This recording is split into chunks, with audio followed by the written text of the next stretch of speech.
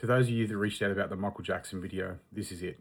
The combined element goes for just under 30 minutes because we've taken snippets from the 60 Minutes interview, another news interview as well, and there was the Oprah Winfrey story in 2010. So that way you get some history and background of the communication of the family members. So you can see from a verbal and non-verbal point of view, part of their baseline, and we can look for deviations in that. I say up front, my intent with the video is just to share these behavioural elements because I've had so many requests. I've never, in years of doing these things, had so many messages about putting a video together. The video's been put together to make sure it's not triggering. So I've tried to just talk about the things that we see, the behaviours, and when we see those changes, not the specific elements. So if those and you wanted to know more detail, then you need to watch those interviews for that. I'll also say up front that any victims, potential victims, need to be heard.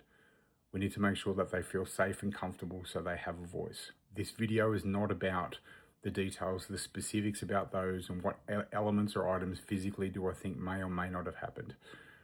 This is about sharing the behaviours for these things. I'm sure that people watching this based on their lived experience, part based on their bias, and others will have their opinion. I'm always happy to discuss and share feedback on some of the things that I saw and why I saw those.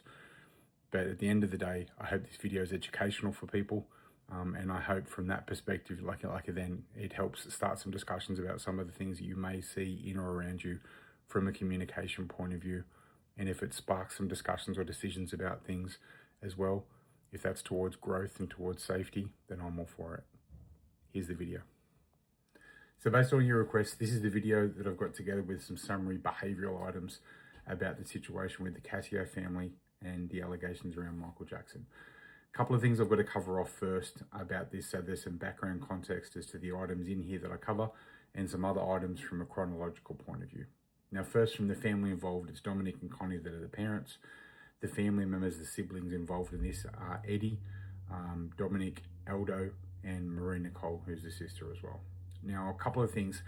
Aside from the recent 60 Minute story, I've gone through and had a look at the 2010 interview that a whole range of the family members did with Oprah as well, where they were defending Michael, a couple of items. There was some side items as well. There was a 2020 appearance and a Good Morning America appearance where some of the family members, like you went to as well, sharing some content. It's also worthwhile noting, aside from these things, some of the things that are clear from a date order as well. So after this occurred in 2009 when he passed, 2010 is when the family went and did the Oprah interview, providing the support and additional details. A year after Oprah, then one of the people, Frank, wrote the book, which is called My Friend Michael, which is still on sale now, which is all very positive and supportive, talking about him as a connection, a mentor, all these other things as well. Some other items from a date point of view, in 2003, 2004, around that time, the family kept some underwear of Michael's. They then auctioned that in 2017. So these are things that are out. When the family members raised some of the allegations that had first been raised, this is in 2019, and then in 2020, the family received a settlement, which was about approximately $3.5 million per sibling, which was paid up over 5-year payments of about $700,000. So a total of $17 million. Now, the timing point of view that's occurred with that is the fact that as these payments have ended now in 2025, the next lawsuit, the next elements have now been started post that time. There's some side items as well, where one of the brothers, I believe Eddie, had some tracks that he said had been recorded and he sold that through to Sony and also to the estate. But because there's some authenticity issues after the payments and these sort of things, that's been withdrawn. So multiple things I want to say here. First, there's a lot of items tied to this. I've done a review of some of the items because I want to try and show from a verbal and non-verbal point of view some of the baseline of the people involved, so we can get and judge some of the deviations to the baseline as these things have progressed. So that's including the Oprah element. There's also an interview that's been done, and this is only a couple of weeks ago, on GBN, where you've got family members talking about some of these items as well. So I've done a review of the Oprah interview, the GBN interview, and now some parts from the 60 Minutes things as well.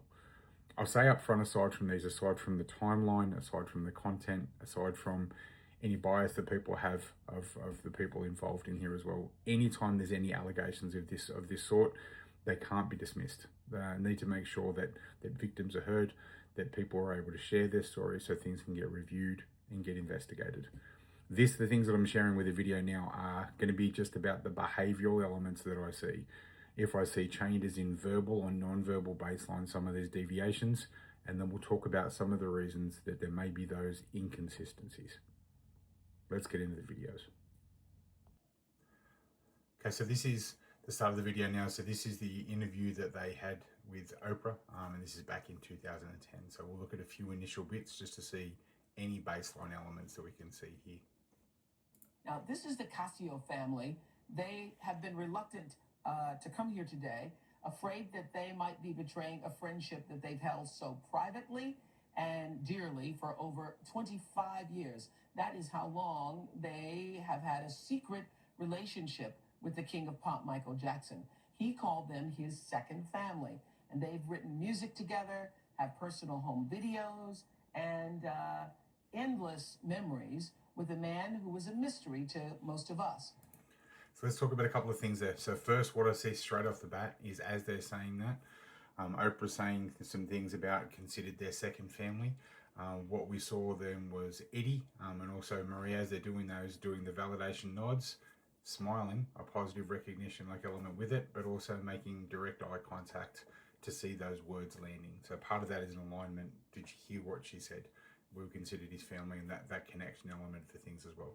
So from an initial baseline with that, I don't see any discomfort with that element, and I'm setting an initial position here about an alignment with being known as being his close secret family. So let's watch the next bit here. He always called us the family of love, my second family. So the reason I want to show that is you saw then from the father's point of view, we talk about baseline behavior elements, what's part of their communication baseline. Because we talk about things like self-pacifying gestures. Self-pacifying gestures are things if there's repeat self-touching that people do under stress and discomfort. If you saw part of the video, like you're being there as well, Dominic, the father, as part of that conversation now, you see the hand wringing and self-pacifying gesture there. You see the same thing on the lounge with Oprah, and I've seen the same thing when I've seen other snippets of interviews. So that's a bit of his baseline. But we want to look for others when they have those. When do they start self-pacifying or any of these items? Because that's when we see some stress and some discomfort when these things occur. Okay, let's look at the next element. I used to cook all his favorite food. I knew exactly what he loved, and I would make it for him. I even would make him homemade pizza, and he loved it. And turkey dinners. He loves potatoes, stuffing. Thanksgiving dinner every day. Yeah. And he did love his sweets. Well, the candy counter. Yes. He kind of introduced us to, at Neverland, he always had the candy counter. One of the first times he came here, he was like, where's your candy counter? And he made us go out and get candy. Yeah, and my father went out and got boxes and boxes of all different types of candy that Michael loved. Now, the reason I show that is a couple of things there. One, as they were sharing some moments and some memories for these sort of things, you saw some smiles. Now, there's different types of smiles. Some people smile just with the mouth. When we see a true, legitimate smile, the main zygomatic and ocularis muscles here go through and they tighten and slightly lift. What you saw there with a bunch of the smiles there around those memories and those items were some genuine smiles, where you saw activation of those. So the emotion-driven muscles. Once again, this is good for getting a baseline, but also showing if there's a circumstance, if some of these things occurred, I've got to say it would be least likely that there would be so many positive, genuine emotions around the memory of the person who he was. We see that these things taint memories of other different elements. We'll keep going. So continuing on. He would always make sure that before every meal that we say our prayers and say grace, and and even afterwards we'd have sit downs and we'd all go through and just talk about what we're thankful for, and those type of memories that we all have are just they're really priceless, because that was Michael. So aside from the non-verbal elements where we're looking for discomfort, if there's things, if we're being incongruent, if there's things where we're trying to put forward as being positive memories, but there's negative elements or negative attachments to those, then we see some of those deviations. We see them verbally or non-verbally. So the reason I'm sharing for that bit is verbally from a speaking cadence. There was no change in tone, intonation, no change in breathlessness, no other verbal or non-verbal elements there when he's sharing about these positive elements and positive connections? Do we see any deviation for that? So far from these things, we haven't seen any of these other indicators that we would most likely see when these memories, these connections are tied to some of the things that are potentially getting alleged. So now we're going to continue on where Oprah starts asking a couple of questions specifically. So if there's going to be a time for discomfort, where if there's items that they are truly trying to cover up, or the words that they're saying their brain knows differently, that's when we'd see some physiological changes leak. Spiked blink rate, licking of lips, lip compression, lip withdrawal, covering up these areas like with chin, changes to self-pacifying gestures, movement in seat, all those sort of things. They're the sort of things we'd see. That's what we'll look for. Time. Right. So I have to ask you, Frank, Marie, Nicole, were there ever any improprieties Never. with you and Michael Jackson? Never. Michael couldn't harm a fly. I mean, he's such a kind and gentle soul. So when you heard those charges and heard those charges then again, and he went on trial for those charges, what did you think? You know, this is ridiculous. It's ridiculous. Terrible. You know, Michael was a target, and unfortunately. So from the items that I see there, aside from a couple of items, we always look for things like changing blink rate or closing eyes, some eye blocking behavior. I saw a little bit there with Marie Nicole, a little bit of eye blocking behavior. But aside from the others, there was no change to the verbal and non-verbal elements that I saw really stand out from that point of view. Nothing else that would indicate, which is like then in response to that direct question, that direct allegation. Even if consciously you're trying to do these things, there's elements that your behaviors leak. And so far from those, I haven't seen them. So I'm going to play a little bit extra now from the interview where Oprah's talking about what was it like and normally around these things. Now, the other thing is you've got to think, she's going to ask the question here, did he wear pajamas? If there's other items, other memories attached to that, then that's when we may also see some change, some discomfort, these things, especially based on some of the things in the allegations around the timings. Then we'd see part of that could also be attached to a negative element or a negative memory, which means that we should see potentially some physiological changes around that time. Michael, Did he wear pajamas? He All day. he was always ahead of his time when it came to fashion in public. Okay. But Especially when he wore the pajamas in the house, walking around. and the funny thing is, he'd wear pajamas with like a t-shirt, and then he'd have a nice blazer. See, anything aside from that, what we saw the opposite. We saw Dominic there, who'd been relatively quiet. You saw they showed a genuine smile, was more vocal on those things around positive elements or positive memories around there. So once again, when we talk of these things from a verbal and non-verbal point of view, I don't see some of the other potential indicators that I'd likely see around some of these things if some of the alleged elements had happened. So let's say the next bit now where Oprah says about drug addiction. What would you say, Eddie? He was sharp. It was unfortunate to learn of, you know, the so-called problem or addiction problem that that we now know he suffered from. You know, unfortunately got the best of him. So what we see there is that's where we see some change in speaking cadence, change in tone. You saw some change of eye reference point and a range of other things. So there's some discomfort around there. So in comparison to what we saw with some of the other items, you get some feel now as to what it's like when he leaks some elements of discomfort, which may be important with future interview reviews for these sort of things as well. So I'd say there's more about that. I don't believe that they were being truthful there with some of those items. I think they likely saw some elements and indicators of the drug items as well. So that's what I pick up from that change. So you've heard me talk about congruence, about when people will say one thing but their body language leaks another. Here you're going to see Oprah say about these songs that apparently that they had got together, and Oprah's going to say about the release. Now you're going to hear him say he absolutely wanted these songs released, but what you're going to see is his face go, he absolutely wanted these songs released. You'll see that. You, Teddy. Well, I feel that Michael absolutely wanted these songs released. Michael did it for his fans. He recorded for his fans. So you see a mix of those there. Go in the start and stop. We look for those items, that incongruence. So likely from that point of view, I'd say, and I obviously don't know, I'm not a musical person myself, but if they are authentic and they did have elements of his voice, that it's likely something that have been recorded for them. I don't think that they were things that have been produced or shared for release. and I think that he knows that, hence why he leaked the incongruent head shake there that we saw. So that's some of the main things we got there. We started to see, for example, some of the elements from Eddie's baseline deviations. We saw not a massive change there where there were specific elements where Oprah was raising about some of the connections, staying there, walking around in pajamas, these other items as well. So far with the first videos, I haven't seen those items, but we've got a good baseline now for a range of the family members on how they communicate verbally and non-verbally. So now we'll take a look at the 60 minutes video and see what we can see about the recent items that have been raised and how they've been communicated as well. So the next part of this we've got now is an interview that was done a couple of months ago now with this GBN, and you've got some more information getting shared about the background. So we'll once again look for that. Regardless of item, I'll say again, we're just looking for the behavioural elements here, where there's changes from a verbal or non-verbal element.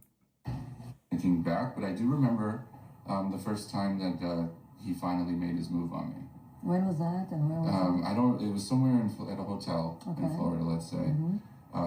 That I was just sitting on the bed with him during the day, and I was just playing my Game Boy, and. So a couple of things I'll say with that. Firstly, you've heard me talk about discomfort indicators during that time. Confident people take space, with his arm being space there. If there's discomfort and these negative elements, we see a mix of those things. We see spiked blink rate, the mouth compression, withdrawal, all these other things that I mentioned to you before.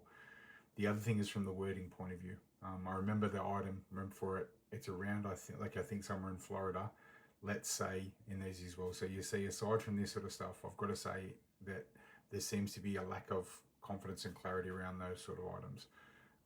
We'll continue on and see what else we see. So we'll see what other items we hear from that. As I said earlier on in that as well, there'll be some items in here that relate to obviously some essay items. So please be mindful of some sensitivities around those. And I was still like, I didn't ask him anything. I was just like, this is Michael. I know Michael. I know he loves me. I love him. That's all I knew. So I didn't really, know what was going on. He started saying this is love, and then he eventually was telling me that this has to be kept a secret. So you're like, but this is special. This is special between us. We can't have anybody else know. That's how he started the protecting. So one of the things I noticed there from a verbal point of view is you see, compared to some of the prior interviews and prior elements where he's communicated, is now the use of the words you know. When people traditionally in communications expand some of the things they're saying with the filler words, like these sort of things, that's part of them trying to convince, you know I'm being honest, that this is like what's occurred. So you're seeing that pretty regularly now for being in these things. The other thing I look for is a speaking cadence point of view. Now, what I mean by that is when people are asked a question, if there's something that they've experienced, if it's something that's gone through, then aside from how things are stored and what they've gone through, and remembering some of those in some logical sort of structure, time and order, when people change to things that they've actually practiced or rehearsed, you see that there's a change in their speaking cadence. Now, what I mean by change in their speaking cadence, we see people change and transition to speaking in 5 or 6 word clusters as they're doing things.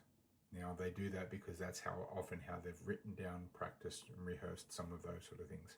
So some of the items in here now, when getting questions about that, is when he's reverting back to some items that he may have practiced, rehearsed or whatever. Now there's nothing negative about that. I'm just sharing about the point why you see some changes in speaking cadence.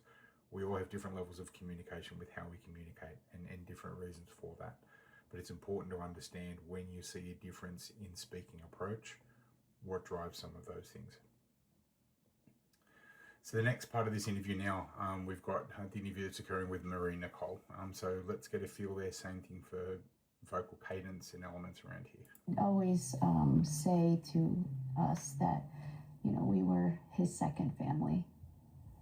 He made us feel like we mattered so deeply to him, and eventually when he had his children, he at times would even say to kind of call him his, like a father, like he wanted us to call him daddy at certain times, you know. So the change that I see there, I don't believe from the indications there that there's some items there where I don't believe she's being very completely truthful. There's a big change in speaking cadence around that. There's at times wanting him to call and saying like father, saying daddy, as there's the delay in those items from a verbal point of view. From a non-verbal point of view is the first time we're seeing you doing with the incongruent head shake as well. So I believe that she was being congruent about the fact saying about from the family point of view and feeling connected in that way, and that he had shared things around that way. I didn't see any change verbally or non-verbally, but around that specific element, around with calling him daddy at those times, I believe there's some deviations there. So there's no other real items that come through from that interview there. Post that, you've got just a brief discussion with the person who interviewed them and another person from a media point of view. But because this is focusing purely on the behavioural elements of the people involved, I'll go on to the next interview now, which is going to be the 60 minutes one. So final part of this video now is I'm going to do a review of the 60 minute story and just some of the items here now to see from the verbal and non-verbal point of view. What do we see during different elements, statements, parts of the interview about their behaviour from a verbal and non-verbal point of view, what we see, if there's any deviations, and what potentially drive those. We'll get into the video now. A private room. Upstairs. Yeah. I remember that. Oh my God. That's up there, yeah. I went in that room. So a couple items around there that I'll say. Firstly, you saw some change where they were very stone-faced for these things as well, about general things and how they felt and why is he playing with me when we're kids. As soon as I said about that room, what you saw is three of them started smiling straight away. Leaked micro expressions of smile, of the happiness elements as well, and then very quickly tried to close that down.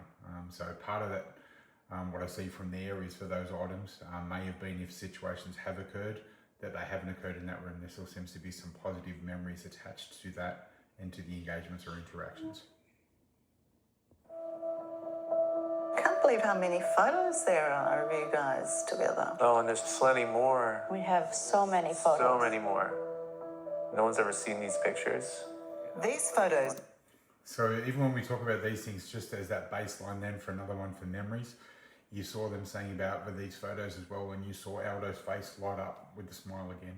So although we're seeing some stone-faced elements here, as part of the goes for the connection with a range of these things, you saw that both with Eddie and also Aldo, them have positive elements about that. But the verbal elements, you hear about this in a second, where Tara's going to say, what do these photos mean?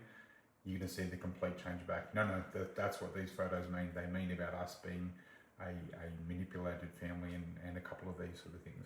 So once again, what we're seeing non-verbally upon seeing these and the discussion around those, we're not seeing match when it comes down to some of the verbal elements as well. We'll press play and see that. Make up just a fraction of the private collection the Cassios have shared with me. Now, what does this stack of photos mean to you, represent to you? An innocent family getting conditioned and programmed by a mastermind. We are a close-knit family. So what I saw then as well, you heard me say with one of the early videos about the change in speaking cadence. Eddie's been well spoken for these things, but there he changes into the clustered sentences because he's reverting back to what they have potentially or likely put together as a script. The item saying about that there in the negative element, that's not what I first saw from Aldo's face or from Eddie's. And once again, these items, I'm just sharing the items that I see. We don't know the full information, the full facts. So I can only share what I see from a verbal and a non-verbal point of view. Is it? Over the years, Jackson became a constant in the Cassio family. Dominic Jr. remembers how he drew them all in. So a couple of things you're going to see change in transition as well, and this is just part of editing the structure from 60 minutes. They start off showing photos there with Michael with the kids, his arms around them, but hands not making contact, distance. The last three photos that we've seen there are all in that similar thing. When you look ahead, you see that's going to change. The photos that they show are the other items as they show from a transition point of view. So that's just part of the structured editing we see with these sort of things. I thought I'd share that for anybody who hasn't realised that with some of the structure and as they try and move and develop part of the story along as well. So we're going to play another part here.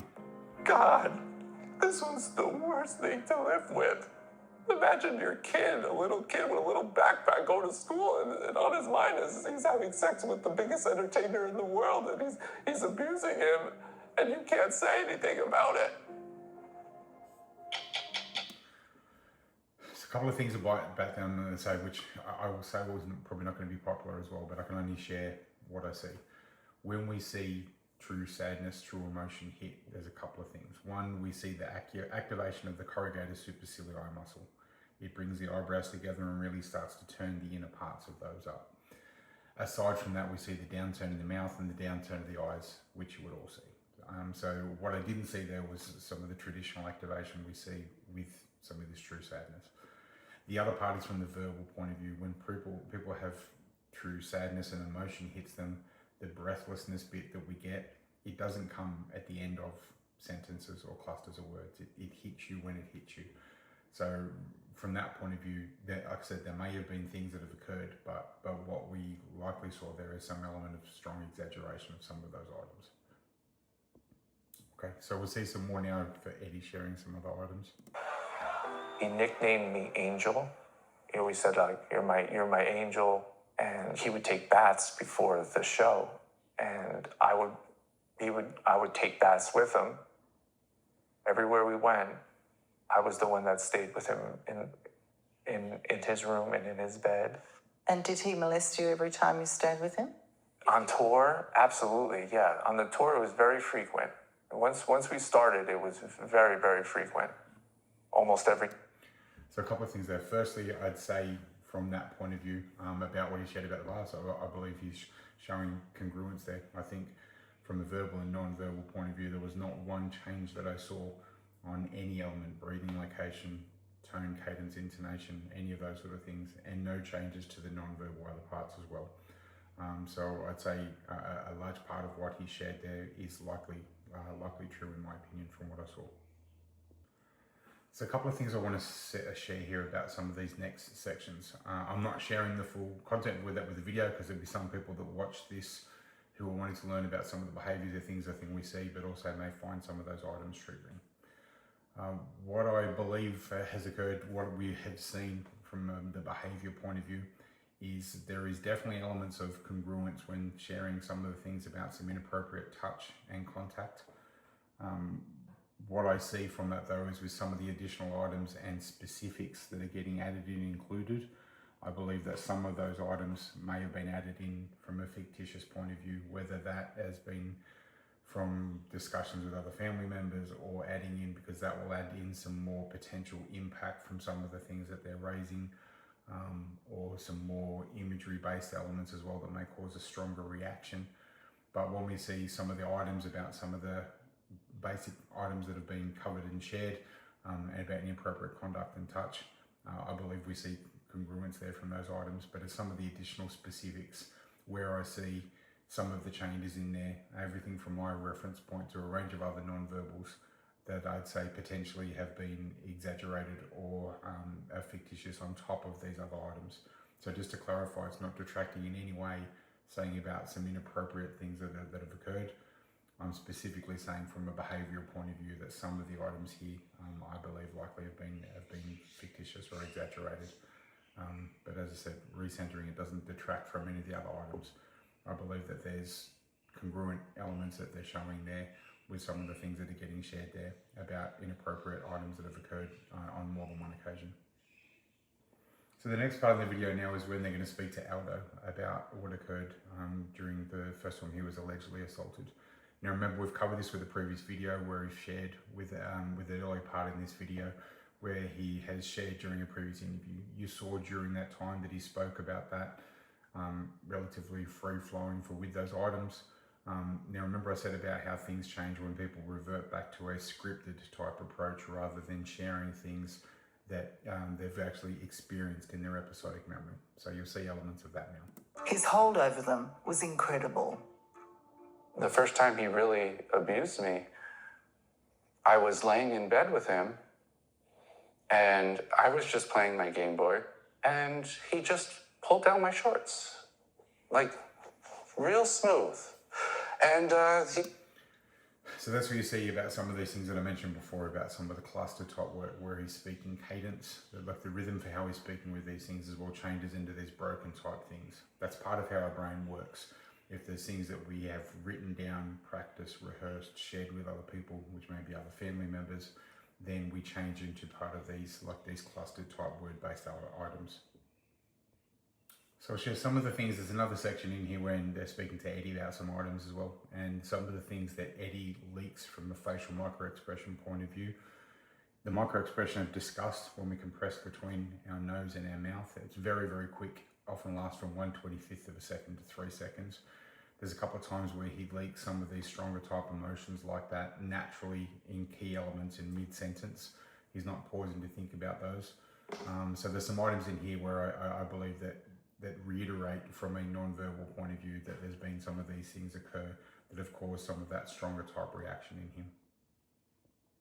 So we're going to play a bit now when Eddie's just talking about the fact now he has kids and about post the discussion with them what that might be like. And now that I have children, knowing that they're going to find out what happened to their father, it's very, very, very difficult. So those items there, what we saw was you saw his eyes closing for a bit longer period of time. We call that eye blocking behavior. You saw a slight duck of the chin, which is covering part of that vulnerable area as well as the hard swallow. So that item, probably stronger than some of the items he shared about himself, about what his kids made him feel, the discussions around those. That's something that's obviously caused quite a strong reaction there. There's another bit here, and then I'll do a second video for the second half because there's a lot to get through here. But you're going to see a part here where the children are with Michael and the mum speaking. I'll play that now. And the impressionable Casios bought it. That's right. All you kids, give him a nice massage. Okay. Very hard. I've got to say that's something that also makes me feel uncomfortable. I mean, from the dynamic point of view, and some of the words plus some of the verbals and non-verbal elements here. You saw when Marie was speaking and saying, I love my parents to death, and these sort of things as well. I'd say that coupled with things like that you saw and snippets of the other interviews, I'd say that whether it's from presence, experience, or all the other things that were coming through, I'm not saying that the parents specifically knew that there was these things occurring, but some elements of not proper conduct and this not being right, I think would have had to have been on their radar. I'm not sure why those things aren't getting raised, aren't really getting discussed and pushed forward. I'm going to do a second video for the second half of the 60-minute stuff. I'm not sure how many of you would have lasted this far with the first video because there's lots to get through. I'll say again, same as I said at the outset, I'm a very firm believer that any people who have been victims of these sort of situations, they should always be heard. And I know in the States, even if there's NDA signed in other parts, it means nothing. That's how it should be. People's voices should be heard. The video that I'm sharing here is about some of the behaviors, purely from a behavioral point of view, because of all the messages that you have sent about some of the things that obviously you've seen, to see if I see some of the same things. So that's why I've taken a mix of the videos for doing that. Give me a couple of days to do the second half because I've got lots of things on, and I'm sure I'll have lots of comments and things for feeding back to, so I'll try and get back to everybody about that. Thanks.